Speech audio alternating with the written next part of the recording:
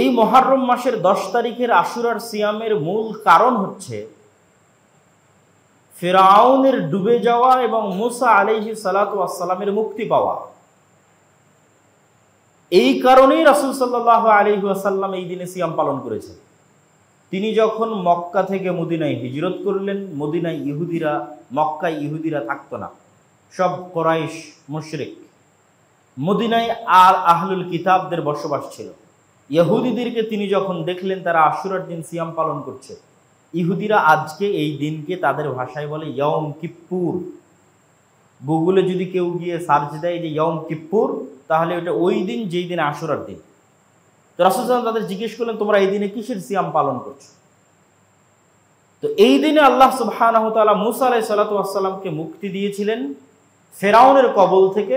তার শুকরিয়া স্বরূপ মুসা আলাইহিস সালাম সিয়াম পালন করতেন, তাই আমরা পালন করি। তো উত্তরে মুহাম্মদ সাল্লাল্লাহু আলাইহি সাল্লাম বললেন, আমি তো এই শুকরিয়া আদায়ের আরো বেশি হকদার, আমার আরো বেশি দায়িত্ব এই দিনের শুকরিয়া আদায় করা, এই জন্য আমিও সিয়াম পালন করব। কিন্তু তাকদীরের লিখনী অনুযায়ী, ভাগ্যক্রমে রাসূল সাল্লাল্লাহু আলাইহি ওয়াসাল্লামের মৃত্যুর বহু পরে ওই দিনে রাসূল সাল্লাল্লাহু আলাইহি সাল্লামের নাতি হুসাইন রাদিয়াল্লাহু তাআলা আনহু শহীদ হন। রাসূল সাল্লাল্লাহু আলাইহি ওয়াসাল্লামের মৃত্যুর মাধ্যমে ওহী বন্ধ হয়ে গেছে। তার মানে আল্লাহর নবীর মৃত্যুর পরের কোনো ঘটনাই শরীয়তের অন্তর্ভুক্ত হওয়ার সুযোগ নাই। তাহলে যেই ঘটনা আল্লাহর নবীর মৃত্যুর পরে সংঘটিত হয়েছে বহুদিন পরে, সেটা কোশ্চিনকালেও শরীয়তের অন্তর্ভুক্ত হতে পারে না। রাসূল সাল্লাল্লাহু আলাইহি ওয়াসাল্লাম এই দিনকে শরীয়তের অন্তর্ভুক্ত করেছেন মুসা আলাইহিস সালাতু ওয়াস সালামের মুক্তির কারণে।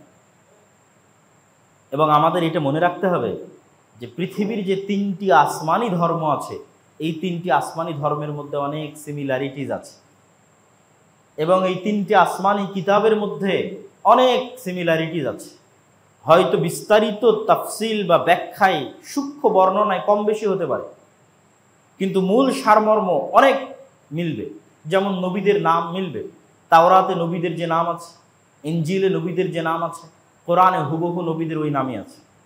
হয়তো হিব্রু, ইংরেজি এবং আরবির উচ্চারণের পার্থক্য আছে। আমরা হয়তো বলছি ইব্রাহিম, তারা হয়তো বলছে আব্রাহাম। আমরা বলছি দাউদ, তারা বলছে ডেভিড। আমরা বলছি ইউসুফ, তারা বলছে জোসেফ। আমরা বলছি ইসহাক, তারা বলছে আইজাক। আমরা বলছি ইয়াকুব, তারা বলছে জ্যাকব। এইরকম কিছু উচ্চারণগত পার্থক্য থাকতে পারে। মুসা, মোজেস, ঈসা, জেসাস, কিন্তু নাম এক, ব্যক্তি এক, এমনকি ঘটনার সারমর্ম এক। হয়তো ঘটনার বিস্তারিত বিবরণে পার্থক্য থাকতে পারে। নূহ আলাইহিস সালামের মহাপ্লাবনের বর্ণনা তাওরাতেও আছে, ইনজিলেও আছে, কোরআনেও আছে, বিস্তারিত বিবরণে পার্থক্য থাকতে পারে। আল্লাহ সুবহানাহু ওয়া তাআলা মানুষকে যে আদম এবং হাওয়া থেকে সৃষ্টি করেছেন, এই বর্ণনা তাওরাতেও আছে, ইনজিলেও আছে, কোরআনেও আছে, বিস্তারিত বর্ণনায় পার্থক্য থাকতে পারে। নামের উচ্চারণে পার্থক্য থাকতে পারে। হাওয়াকে তারা ইভ বলছে, উচ্চারণে পার্থক্য থাকতে পারে। ফিরআউনকে যে আল্লাহ সুবহানাহু ওয়া তাআলা ডুবিয়ে দিয়েছিলেন, এই বর্ণনা তাওরাত, ইনজিল সহ প্রত্যেক কিতাবে আছে, কোরআনেও আছে, বিস্তারিত বর্ণনায় পার্থক্য থাকতে পারে। এমনকি আজকের বিশ্বে যে 3টা আসমানি দিন আছে, তার মধ্যে মুসলমানেরা যেমন একেশ্বরবাদীতে বিশ্বাস করে, ইহুদিরাও তেমন একেশ্বরবাদীতে বিশ্বাস করে। তারাও অদৃশ্য এক আল্লাহ সুবহানাহু ওয়া তাআলার ইবাদত করে, মূর্তি তৈরি করে না। কিন্তু তারা পথভ্রষ্ট কেন? হিংসা এবং অহংকারের কারণে। আর এই জন্য আল্লাহ সুবহানাহু ওয়া তাআলা তাদেরকে অভিশপ্ত বলেছে। তথা ইবলিসের যা স্বভাব, ইহুদিদের তাই স্বভাব। ইবলিস যেমন সত্য জানতো, জানার পরও মানে না। ইহুদিরা তেমন সত্য জানে, জানার পরও স্বীকার করে না, স্বীকৃতি দেয় না। এই জন্য আল্লাহ সুবহানাহু ওয়া তাআলা খ্রিস্টানদেরকে বলেছেন তারা পথভ্রষ্ট, কেন? তারা সত্য জানেই না। এই জন্য গত 1400 বছরে যত মানুষ মুসলমান হয়েছে, তার 80% মানুষ খ্রিস্টান। ভবিষ্যতে আরও যত মানুষ মুসলমান হবে, খ্রিস্টান থেকে মুসলমান হবে। আর ইহুদিদের সংখ্যা সবসময় কম থাকে, কেন? এরা ইবলিসের মতো অহংকারের কারণে সত্যটা গ্রহণ করতে পারে না। তাদের অহংকার হচ্ছে তারা ইসহাক, ইয়াকুবের সন্তান, ইব্রাহিমের সন্তান। তারা চোজেন বাই দ্য গড, আল্লাহ সুবহানাহু ওয়া তাআলা কর্তৃক বাছাইকৃত, তারা আল্লাহর পুত্র। নাউজুবিল্লাহ। এই জন্য তারা সকল মানুষকে হত্যা করতে পারবে, সকল মানুষের স্ত্রী তাদের জন্য হালাল। নাউজুবিল্লাহ। তো এখন মুহাম্মদ সাল্লাল্লাহু আলাইহি ওয়াসাল্লামও তো মক্কা থেকে দাবি করতেছে, আমিও ইব্রাহিমের সন্তান। তুমি যে ইব্রাহিমের সন্তান হিসেবে গর্ববোধ করছো, অহংকার করছো, অহংকারে ফেটে পড়তেছো, আমি মুহাম্মদ ইব্রাহিমের সন্তান। এই জিনিসটাই তাদের সহ্য নয়, যে আমি যে এই সম্মান মর্যাদার দাবিদার, এই সম্মান মর্যাদার দাবিদার আরেকজন হবে বংশগতভাবে, ব্লাডলি, রক্তগত কানেক্টেড আরেকজন মক্কা থেকে দাঁড়িয়ে বলবো আমিও ইব্রাহিমের সন্তান। এই জন্য এই জিনিসটা তারা চেপে রাখতে চায়, যে আমরা যে মিল্লাতে ইব্রাহিমের অনুসারী, এটা চেপে রাখতে চাই। আপনি যে কোনো ইহুদিকে যদি জিজ্ঞেস করেন কাবা ঘর কে তৈরি করেছে, তারা বলবে মুহাম্মদ সাল্লাল্লাহু আলাইহি ওয়াসাল্লাম তৈরি করেছে।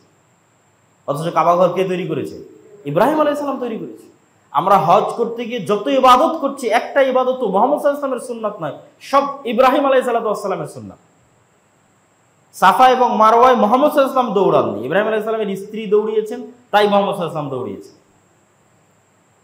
কাবা ঘর ইব্রাহিম আলাইহিস সালাম তৈরি করেছে। মিনাতে ইব্রাহিম আলাইহিস সালাম পাথর নিক্ষেপ করেছেন, তাই মুহাম্মদ সাল্লাল্লাহু আলাইহি ওয়াসাল্লাম পাথর নিক্ষেপ করেছেন। পুরো হজ কেন্দ্রিক যা হচ্ছে সব ইব্রাহিম আলাইহিস সালামের সুন্নাত।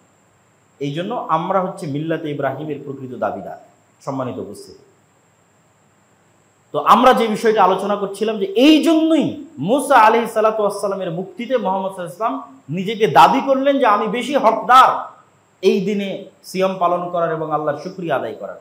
কিন্তু দুঃখজনক হলো সত্য কি, যে আমরা আমাদের একদল মানুষ সেই দিনে হুসাইন রাদিয়াল্লাহু তাআলা আনহুর মৃত্যুকে সামনে রেখে শোকের যে প্রদর্শন, এটা কোনো মতেই ইসলাম সমর্থন করতে পারে না। কেন? হোসেন রাদিয়াল্লাহু তাআলা আনহুর মৃত্যু অবশ্যই কষ্টদায়ক, কিন্তু হোসেন রাদিয়াল্লাহু তাআলা আনহুর পূর্বে তার পিতা আলী বিন আবি তালেবকেও মানুষ হত্যা করেছে রাদিয়াল্লাহু তাআলা আনহু।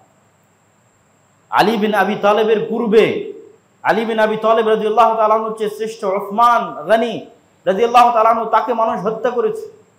উসমান গনির পূর্বে তার চেয়ে শ্রেষ্ঠ ওমর ইবনুল খাত্তাব রাদিয়াল্লাহু তাআলা আনহু, তাকে মানুষ হত্যা করেছে। তাহলে ওমর ইবনুল খাত্তাবের মৃত্যুতে শোক পালন করলাম না, উসমান গনির মৃত্যুতে শোক পালন করলাম না, আলী বিন আবি তালেবের মৃত্যুতে শোক পালন করলাম না, তাহলে হুসাইন রাদিয়াল্লাহু তাআলা আনহুর মৃত্যুতে কেন শোক পালন করব? এটা হচ্ছে মাত্রাতিরিক্ত ভালোবাসা প্রদর্শন, এবং আলে বাইতকে এই ভালোবাসা প্রদর্শনের হাতিয়ার হিসেবে ব্যবহার করা হয়। আলে বাইত কারা? আমরা কি আলে বাইতকে ভালোবাসি না? অবশ্যই ভালোবাসি। আল্লাহুম্মা সাল্লি আলা মুহাম্মাদিন ওয়া আলা আলি মুহাম্মাদ কামা সাল্লাইতা আলা ইব্রাহিম ওয়া আলা আলি ইব্রাহিম ইন্নাকা হামিদুম মাজিদ। আল্লাহুম্মা বারিক আলা মুহাম্মাদ ওয়া আলা আলি মুহাম্মাদ কামা বারাকতা আলা ইব্রাহিম ওয়া আলা আলি ইব্রাহিম ইন্নাকা হামিদুম মাজিদ। হে আল্লাহ, আপনি রহমত এবং বরকত নাজিল করুন আলে মুহাম্মদ, মুহাম্মদ সাল্লাল্লাহু আলাইহি ওয়াসাল্লামের পরিবারের উপর, যেমন রহমত এবং বরকত আপনি নাজিল করেছেন ইব্রাহিম আলাইহিস সালামের পরিবারের উপর। তাহলে তো এখানে তো আলে বাইতকে ভালোবাসা প্রদর্শন করা হচ্ছে দরুদের মধ্যে। মুহাম্মদ সাল্লাল্লাহু আলাইহি ওয়াসাল্লামের পরিবার বর্গের প্রতি রহমত এবং বরকতের জন্য দোয়া করা হচ্ছে।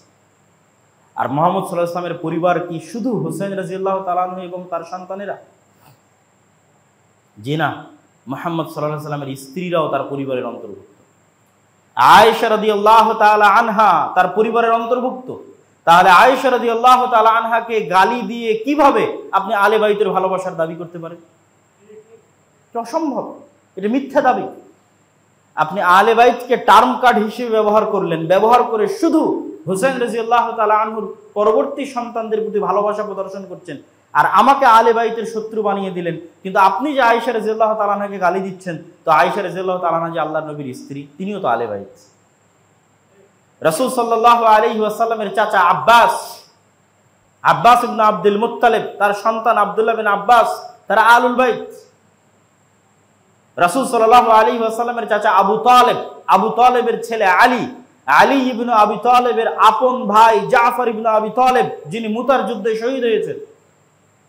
পরপর তিনজন যারা মুতার যুদ্ধে যাদেরকে আল্লাহর নবী সেনাপতির দায়িত্ব দিয়েছিলেন এবং শহীদ হয়েছিলেন, তাদের মধ্যে একজন জাফর ইবনে আবি তালেব, যিনি আলী ইবনে আবি তালেবের আপন ভাই, রাসূল সাল্লাল্লাহু আলাইহি ওয়াসাল্লামের চাচা আবু তালেবের সন্তান। তার পরবর্তী সন্তানেরা কি আলুল বাইত নয়? তারাও আলুল বাইত। আপনি শুধু রাসূল সাল্লাল্লাহু আলাইহি ওয়াসাল্লামের একজন কন্যা ফাতেমা রাদিয়াল্লাহু তাআলা আনহার সন্তানদের ভালোবাসলেন, উসমান রাদিয়াল্লাহু তাআলা আনহুর প্রতি বিদ্বেষ পোষণ করলেন, ক্ষোভ ঝাড়লেন। তো উসমান রাদিয়াল্লাহু তাআলা আনহুকে আল্লাহর নবীর কন্যাদেরকে বিবাহ করেনি? শুধু কি আলী রাদিয়াল্লাহু তাআলা আনহু আল্লাহর নবীর কন্যাকে বিবাহ করেছিলেন? আল্লাহর নবীর কি শুধু একটি কন্যা ছিল ফাতেমা রাদিয়াল্লাহু তাআলা আনহা? তাহলে ফাতেমা রাদিয়াল্লাহু তাআলা আনহা যদি আমার ভালোবাসার পাত্র হয়, ফাতেমা রাদিয়াল্লাহু তাআলা আনহার স্বামী আলী ইবনে আবি তালেব যদি আমার ভালোবাসার পাত্র হয়, তাহলে রাসূল সাল্লাল্লাহু আলাইহি ওয়াসাল্লামের আর দুই কন্যা রুকাইয়া এবং উম্মে কুলসুমকে বিবাহ করার পরেও উসমান কেন আমার বিদ্বেষের পাত্র রাদিয়াল্লাহু তাআলা আনহু? সম্মানিত উপস্থিতি, এই জন্য আলুল বাইতকে ভালোবাসার দাবি করতে হলে প্রকৃত এবং সত্যিকার ভাবে সেই ভালোবাসাটা প্রদর্শন করতে হবে সবার জন্য সমানভাবে। শুধু পলিটিক্যাল এবং রাজনৈতিক কারণে আলুল বাইতকে টার্ম কার্ড হিসেবে ব্যবহার করে শুধুই মাত্র হোসাইন রাদিয়াল্লাহু তাআলা আনহুর পরবর্তী সন্তানদের প্রতি ভালোবাসা প্রদর্শন করতো, আয়েশা রাদিয়াল্লাহু তাআলা আনহার প্রতি বিদ্বেষ, ওসমান রাদিয়াল্লাহু তাআলা আনহুর প্রতি বিদ্বেষ, তারাও তো আলুল বাইত। সম্মানিত উপস্থিতি, আসলে হোসাইন রাদিয়াল্লাহু তাআলা আনহুর প্রতি এই মাত্রাতিরিক্ত ভালোবাসা এবং তার সন্তানদের প্রতি এটি হোসাইন রাদিয়াল্লাহু তাআলা আনহুর কারণে নয়। এর সবচেয়ে বড় কারণ হচ্ছে ওমর রাদিয়াল্লাহু তাআলা আনহুর খেলাফত শাসন আমলে পারস্য সাম্রাজ্য ধ্বংস হয়ে গেছিল। আর এই সাম্রাজ্য ধ্বংস হয়েছিল সবচেয়ে বড় যে যুদ্ধে, সেই যুদ্ধটি হচ্ছে কাদেসিয়ার যুদ্ধ, যা ওমর রাদিয়াল্লাহু তাআলা আনহুর খেলাফত আমলে সংঘটিত হয়েছিল। যেই যুদ্ধে প্রধান সেনাপতি ছিলেন সাদ ইবনে আবি ওয়াক্কাস এবং পারস্যদের পক্ষ থেকে প্রধান সেনাপতি ছিল মহাবীর রুস্তম। তো ইসলাম আর পৃথিবীর যেখানেই প্রবেশ করেছে সেখানকার মানুষেরা দিল ও জান থেকে, মন একদম অন্তরের ভিতর থেকে ইসলামকে কবুল করেছে। এত ভিতর থেকে ইসলামকে কবুল করেছে যে তারা ইসলামের ভাষাটাও গ্রহণ করে নিয়েছে। মক্কা থেকে তেহরানের দূরত্ব যত, মক্কা থেকে কর্ডোভা এবং গ্রানাডার দূরত্ব তার চেয়ে অনেক বেশি। কিন্তু স্পেনে যখন ইসলাম প্রবেশ করেছে, স্পেনের মানুষ তাদের ভাষা, তাদের সংস্কৃতি বাদ দিয়ে ইসলামের ভাষা এবং ইসলামের সংস্কৃতি গ্রহণ করে নিয়েছে। তারা নিজেদের জাতিগত আভিজাত্যের যে ঐতিহ্য এবং সংস্কৃতি, সেটার বিরুদ্ধে ইসলামকে দাঁড় করায়, নিজেদের জাতিগত আভিজাত্য এবং মর্যাদাকে ভুলে গেছে। কিন্তু একমাত্র পারস্যদের মধ্যে যখন ইসলাম প্রবেশ করে, তখন পারস্যরা সম্পূর্ণরূপে মন থেকে ইসলামকে কবুল না করতে পারার সবচেয়ে বড় প্রমাণ হচ্ছে আরব বিশ্বের এত নিকটে থাকার পরও তাদের ভাষা আরবি নয়, ফার্সি। এবং তারা এখনো নিজেদের ইতিহাস এবং ঐতিহ্যকে ওই ইসলাম আসার পূর্বের যে পারস্য সাম্রাজ্যের ইতিহাস এবং ঐতিহ্য ছিল ওইটার সাথে কানেক্ট করে। আমি উদাহরণ দিলে আপনাদের জন্য বুঝতে সুবিধা হবে যে আমরা বাঙালি বাংলাদেশি, অসংখ্য বাঙালি বাংলাদেশিকে পাবেন যারা ইসলামের বিপরীতে স্বাভাবিক বাঙালি সমাজের যে ইতিহাস ঐতিহ্যগুলো ছিল সেগুলোকে ইসলামের বিপরীতে দাঁড় করিয়ে দেয়। যেমন পহেলা বৈশাখ, কথার কথা যে হতে পারে যে পহেলা বৈশাখে বা বাঙালিদের এরকম কিছু পার্বণ ছিল, কিছু এরকম আনন্দ উৎসবের দিন ছিল বাঙালিদের ইতিহাস এবং ঐতিহ্যের মধ্যে। তা আপনি বাঙালিদের সেপারেট ভিন্ন ইতিহাস ঐতিহ্যকে নিয়ে যখন গর্ববোধ করবেন এবং সেটাকে ইসলামের বিপরীতে দাঁড় করিয়ে দিবেন, এটা শুধু আজ বাংলাদেশে হচ্ছে, ইরানে হচ্ছে তা না, এটা এখন আরব কান্ট্রিগুলোতেও হচ্ছে। সৌদি আরবেও এমন কিছু সেকুলার মানুষের জন্ম হয়েছে, এটা তুরস্কেও ঘটেছিল। এমন কিছু সেকুলার মানুষের জন্ম হয়েছে যারা ইসলামের আদর্শ এবং সংস্কৃতির বিপরীতে গিয়ে ওই জাহেলি যুগের যে আরব সংস্কৃতিগুলো ছিল, আমরা আরব, ওইটা আমাদের সংস্কৃতি, ওইটাকে নিয়ে এসে ইসলামের বিপরীতে দাঁড় করিয়ে দিচ্ছে। আসসালামু আলাইকুম কেন বলতে হবে? এটা তো মুহাম্মদ সাল্লাল্লাহু আলাইহি ওয়াসাল্লামের নিয়ে আসা ভাষা। আমাদের আরবদের সংস্কৃতি ছিল হাজার হাজার বছরের, যে আমরা সাবাহ আল খায়ের, সাবাহ আল নূর বলবো। তো কোন আরবদের সংস্কৃতি? ইসলাম আসার পূর্বেও তো আরবরা ছিল, তাদের সংস্কৃতি। ঘটনা তুরস্কেও ঘটেছিল ইসলামের খেলাফত ধ্বংস করার জন্য, যে একদল উচ্চ শিক্ষিত তুরস্কের নাগরিক যারা ফরাসি দার্শনিকদের দর্শন কর্তৃক প্রভাবিত হয়ে যে আমাদের তুর্কের যে ইতিহাস এবং ঐতিহ্য আছে, রোমানদের যে ইতিহাস এবং ঐতিহ্য আছে, আমরা কেন আরবি ভাষা ব্যবহার করব, কেন তুরস্কের ভাষা ব্যবহার হবে না তুরস্কে? এভাবে কিন্তু ইসলামী খেলাফতের পতন হয়। তো এই জিনিসটা অস্বাভাবিক কিছু নয় যে আমি এটা শুধু পারস্যদের উপর চাপিয়ে দিচ্ছি, ইরানের উপর চাপিয়ে দিচ্ছি, এরকম না। এটা অস্বাভাবিক কিছু নয়, হতেই পারে, কিন্তু এইটা কখনোই প্রমাণ বহন করে না যে আপনি পরিপূর্ণ ইসলামে প্রবেশ করেছেন। উদখুলু ফিস সিলমি কাফা, আপনাকে পরিপূর্ণরূপে অন্তরের অন্তরস্থল থেকে পরিপূর্ণরূপে ইসলামে প্রবেশ করতে হবে। তো ওই পারস্যদের যে পরাজয়, এই পরাজয় এবং সাম্রাজ্যের ধূলিসাৎ এটা সংঘটিত হয়েছিল ওমর রাদিয়াল্লাহু তাআলা আনহুর শাসনামলে। এই জন্য তাদের সবচেয়ে বড় শত্রু হচ্ছে ওমর ইবনুল খাত্তাব রাদিয়াল্লাহু তাআলা আনহু। তারা অন্তরে লালন করে, ওমর রাদিয়াল্লাহু তাআলা আনহুকে একজন শত্রু হিসেবে লালন করে। আপনি সাদ ইবনে আবি ওয়াক্কাসের নামে কোনো বিমানবন্দর এয়ারপোর্ট না পেলেও অবশ্যই মহাবীর রুস্তমের নামে অনেক কিছু পাবেন। কিন্তু সাদ ইবনে আবি ওয়াক্কাস ছিলেন ইসলামের পক্ষের প্রধান সেনাপতি, আর পারস্যের পক্ষের প্রধান সেনাপতি ছিল রুস্তম, যেই যুদ্ধে তারা পরাজিত হয়। কাদিসিয়ার যুদ্ধে তাদের পরাজয় ঘটে। আর স্পেসিফিক্যালি হুসাইন রাদিয়াল্লাহু তাআলা আনহুকে ভালোবাসার পিছনে কারণ হচ্ছে পারস্যের ওই যুদ্ধে বিজয়ের পর, কেননা দাস এবং দাসীর যে প্রথা, এই প্রথাটা যুদ্ধের সাথেই সম্পৃক্ত। ইসলামে কোনো স্বাধীন মানুষকে স্বাভাবিকভাবে দাস দাসীতে পরিণত করা হারাম, এবং অতীত থেকে চলে আসা দাস দাসীকে বিভিন্ন গুনাহের কাফফারার মাধ্যমে, মুক্তি দেওয়ার মাধ্যমে ইসলাম দাস দাসী প্রথাকে কমানোর চেষ্টা করেছে। কিন্তু একমাত্র একটি সূরাত দাস দাসীর বাকি আছে, সেটি হচ্ছে যুদ্ধ অবস্থায়। যখনই কোনো দারুল কুফরের সাথে দারুল ইসলামের যুদ্ধ হবে, তখন যুদ্ধের মাঠে যারা বন্দী হবে তাদের বিষয়ে সিদ্ধান্ত নেওয়ার স্বাধীনতা ইসলামী রাষ্ট্রের থাকবে। চাইলে তাদেরকে মুক্ত করে দিতে পারে, চাইলে তাদেরকে দাস এবং দাসীতে পরিণত করতে পারে, যুদ্ধের ক্ষেত্রে যারা বন্দী হবে। তো এই যুদ্ধক্ষেত্রে বিজয়ের পর পারস্যের রাজার কন্যাও বন্দিনী হিসেবে ইসলামী খেলাফতে আসে, এবং ওমর রাদিয়াল্লাহু তাআলা আনহু নিজ সিদ্ধান্ত বলে সেই কন্যাকে হুসাইন রাদিয়াল্লাহু তাআলা আনহুর নিকটে পাঠিয়ে দেন, এবং পরবর্তীতে হুসাইন রাদিয়াল্লাহু তাআলা আনহুর সাথে পারস্যের সেই কন্যার বিবাহ হয়। তার সম্মানের কারণেই, পারস্যের রাজকন্যার সম্মানের কারণেই ওমর রাদিয়াল্লাহু তাআলা আনহু হুসাইন রাদিয়াল্লাহু তাআলা আনহুকে চয়ন করেন তার সম্মান রক্ষার জন্য।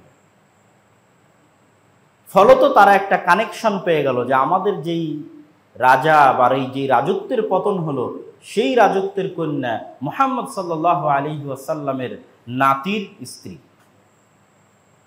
কোন নাতি? হুসাইন রাদিয়াল্লাহু তাআলা।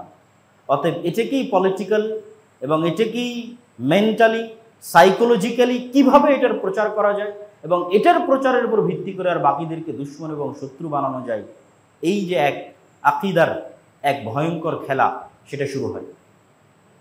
এবং এই ভয়ঙ্কর খেলাটার শুরু হয় আলী রাদিয়াল্লাহু তাআলা আনহুর জীবদ্দশাতে। উসমান রাদিয়াল্লাহু তাআলা আনহুর মৃত্যুর মাধ্যমে ইসলামে ফিতনার দরজা উন্মুক্ত হয়।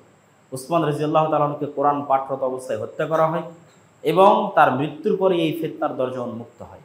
একদল মানুষ খারিজি হয়ে যায়, একদল মানুষ শিয়া হয়ে যায়, রাফিজি হয়ে যায়। আর এই দুশমনিটা অব্যাহত থাকে মুআবিয়া রাদিয়াল্লাহু তাআলা আনহু এবং তার পরবর্তী বংশধরের বিরুদ্ধে। কি জন্য? মুআবিয়া রাদিয়াল্লাহু তাআলা আনহু ওমর রাদিয়াল্লাহু তাআলা আনহুর শাসন আমল থেকেই সিরিয়ার গভর্নর, উসমান রাদিয়াল্লাহু তাআলা আনহুর শাসন আমলেও গভর্নর, আলী রাদিয়াল্লাহু তাআলা আনহুর শাসন আমলেও গভর্নর। ফলত সিরিয়ার মানুষের একটা ভালোবাসা মুআবিয়া রাদিয়াল্লাহু তাআলা আনহুর প্রতি সেই কালেও ছিল, আজও আছে। তাদের এই ভালোবাসাটা আবার অনেক সময় মাত্রাতিরিক্ত হয়ে যায়। তারা তখন আবার এই ভালোবাসার কারণে আলী রাদিয়াল্লাহু তাআলা আনহু এবং তাদের পরবর্তী বংশধরকে শত্রু মনে করে। এই গ্রুপকে বলা হয় নাসিবী। আর যারা আবার আলী রাদিয়াল্লাহু তাআলা আনহু এবং তার সন্তানদের ভালোবাসার কারণে মুআবিয়া রাদিয়াল্লাহু তাআলা আনহু এবং তার পরবর্তী বংশধরদেরকে শত্রু মনে করে, তাদেরকে বলা হয় শিয়া বা রাফিজি। আহলুস সুন্নাত ওয়াল জামাতের কোনোটাই হওয়া উচিত নয়।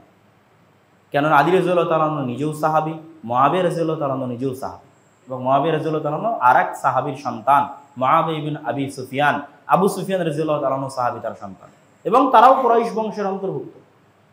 আব্দে মানাফের এক সন্তানের বংশধর হচ্ছে আমার নবী মুহাম্মদ সাল্লাল্লাহু আলাইহি ওয়াসাল্লাম, আর আব্দে মানাফের আরেক সন্তানের বংশধর হচ্ছে আবু সুফিয়ান, তার সন্তান মুআবিয়া, তার সন্তান ইয়াজিদ। এবং আবু সুফিয়ান রাদিয়াল্লাহু তাআলা আনহুর কন্যাকে রাসূল সাল্লাল্লাহু আলাইহি ওয়াসাল্লাম বিবাহ করেছিলেন।